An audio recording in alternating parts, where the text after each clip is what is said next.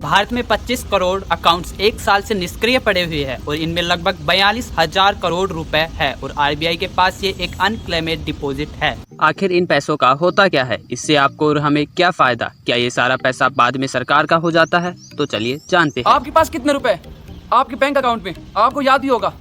लेकिन चौंकाने वाली बात यह है कि देश में कुल बैंक खातों में 35% यानी 25 करोड़ खाते ऐसे हैं जो पिछले एक साल से निष्क्रिय है और इन खातों में पड़े पैसों का कोई दावेदार नहीं पाया गया है और यह संख्या दुनिया में सबसे ज्यादा है। कोई खाता अगर 10 साल से ज्यादा निष्क्रिय रहे तो उसे बैंक अपनी राशि को आरबीआई के पास सौंप देता है। यह राशि आरबीआई के DEA depositors education and awareness fund में जमा होती है। 31 मार्च 2022 को आरबीआई के इस डीईए फंड में कुल 48,262 करोड़ रुपए जमा किए गए थे और यह राशि मणिपुर, मिजोरम, त्रिपुरा जैसे छोटे राज्यों के वार्षिक बजट से कहीं ज्यादा है। 2009 में आरबीआई ने इन बैंक अकाउंट्स को चालू करने के लिए एक गाइडलाइन तैयार की और बैंकों को इन्हें एक्टिव करने के लिए नोटिस भी भेजा गया है, लेकिन इसके बाद भी इन बैंक अकाउंट्स की संख्या बढ़ती ही जा रही है।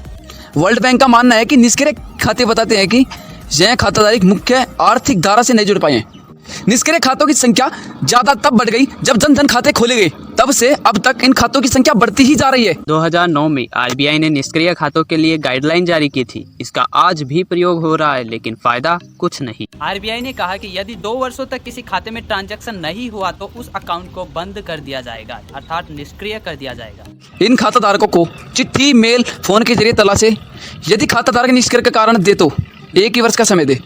अगर 1 वर्ष तक कोई ट्रांजैक्शन नहीं हुआ तो खाता निष्क्रिय माना जाएगा और यदि 10 वर्षों तक खाता निष्क्रिय रहे तो उसकी जमा राशि बैंक आरबीआई को जमा करवा देता है। यह राशि आरबीआई के डीईए फंड में जमा रहती है हर साल 2021 में आरबीआई के डीईए फंड में 39,200 करोड़ रुपए जमा किए गए थे और इसके बाद 23% बढ़ोतरी के साथ साल 2022 में 48,262 करोड़ रुपए जमा किए गए और आज भी कम से कम 54 करोड़ भारतीय ऐसे हैं जिन्हें डिजिटल भुगतान के बारे में जानकारी ही नहीं है और इनमें से आधे तो ऐसे हैं जिन्हें यह भी नहीं पता कि उन्होंने कभी इस बैंक में अकाउंट भी खुलवाया था।